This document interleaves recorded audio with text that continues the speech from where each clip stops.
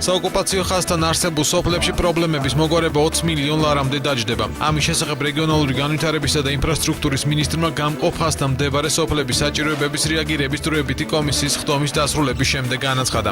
დავით ნარმანიას განმარტებით არჩევნების შედეგების გამოცხადებამდე დამატებითი დაფინანსების გამოყოფა იკრძალება. გაზიფიცირების გრაფიკი გაკეთდა და 6 თვიან ვადაზე გაიწერა 38 სოფელში, როდის უნდა მოწესრიგდეს და იქსელოს და შეყვანილი იქნას გაზი მოსახლეობაში.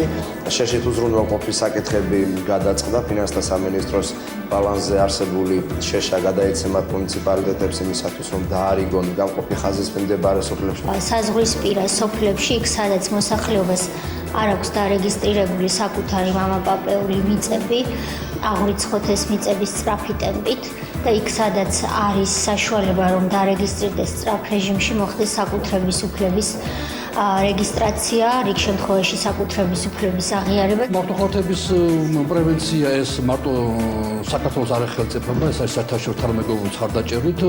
ჯერჯერობით ჩანს, რომ პროცესები შეჩერებულია. ჩვენ არ ვიკვირვებთ დიდი ილუზიებით, იმედი გვაქვს პროცესების შეჩერება გაგრძელდება, მაგრამ რუსეთსგან ყველაფერი მოსალოდნელია, ჩვენ დღის წესრიგს ვერ უნდა მართავდეს რუსეთის მიერ გახორციელებას ღონისძიებები.